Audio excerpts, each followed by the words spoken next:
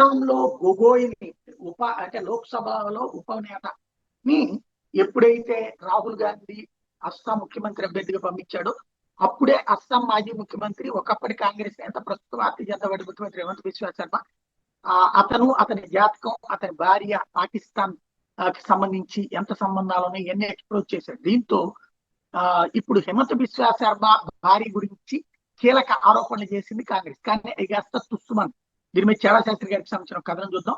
April 5, 2026 Congress నేత మరియు AICC media and publicity department chairman Pawan Kalyan ఢిల్లీలో ప్రెస్ కాన్ఫరెన్స్ పెట్టి ప్రస్తుత అస్సాం ముఖ్యమంత్రి హేమంత్ శర్మ భార్య రివినీ బుయాన్ శర్మ వద్ద 3 దేశాల పాస్పోర్ట్లు అంటే Dubai passport, Antigua, Barbuda passport మరియు ఈజిప్ట్ పాస్పోర్ట్ ఉన్నాయని, దుబాయ్ లో 2 ఆస్తులు ఉన్నా వాళ్ళ ఎన్నికల అఫిడవిట్ లో చూపించలేదని ఆరోపించారు.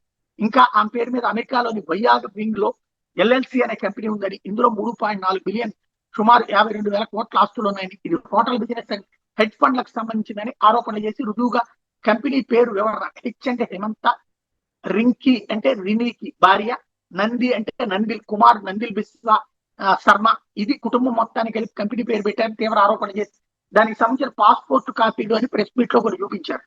అదే కాకుండా ఇంకా Rinki Bhuyan Sharma asset collective LLC అనే మరో కంపెనీ మీటింగ్ మినిట్స్ డిసెంబర్ 5, 2025 తేదీ చూపించి దానిలో హిరింక్ అండిల్ ఎల్ఎల్సి కూడా భాగస్వామని కూడా ఆరోపించారు. అస్సాం ముఖ్యమంత్రి హేమంత్ బిశ్వ ఈ ఆరోపణలు ఖండిస్తూ ఈ తప్పుడు ఆరోపణని పవన్ కళ్యాణ్ 48 గంటల్లో క్షమాపణ చెప్పకపోతే పరువు నష్టం దావా వేస్తానని చెప్పాడు. ఈలోగా బీజేపీ సానుభూతి పరులు ట్విట్టర్ లో పోస్ట్ పెడుతూ ముందుగా ఫేక్ ఫోర్జరీ డాక్యుమెంట్స్ తయారు చేసి వాటిని అడ్డు పెట్టుకుని కాంగ్రెస్ ఆరోపణ చేసిందని పవన్ కళ్యాణ్ చూపించిన డాక్యుమెంట్ లో పలు లోపాలను బయటపెట్టారు.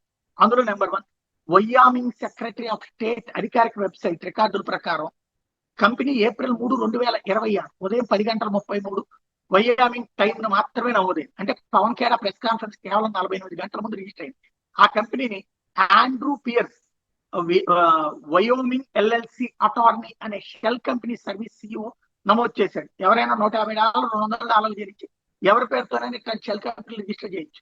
పవన్ కళ్యాణ్ చూపించిన డిసెంబర్ 5, 2025 మీటింగ్ మినిట్స్ లో ఈ హెరికిండి ఎల్ఎల్సి పేరు, కానీ ఆ తేదీని కంపెనీ ఉనికే లేదు. ఇది స్పష్టమైన నకిలీ డాక్యుమెంట్. లేకపోతే పాస్పోర్ట్ లో యూఏఈ గోల్డెన్ కార్డ్ లో కూడా తప్పులు, స్పెల్లింగ్ ఎర్రర్లు, తేదీలు మిస్ మ్యాచ్, ఫోటోలు పబ్లిక్ లో ఉన్నవి, క్యూఆర్ కోడ్లు, fake MRG machine readable zone లో ప్రింటెడ్ నెంబర్లు వచ్చే తప్పులు చూపించారు. అట్లాగే కేరా ఇచ్చిన డాక్యుమెంట్ లో $3.4 బిలియన్ అంటే దాదాపు 30 నుంచి 32,000 కోట్ల రూపాయలు అవుతుంది. కానీ కేరా అది కూడా చూడకుండా 52,000 కోట్లని ఆరోపించాడు.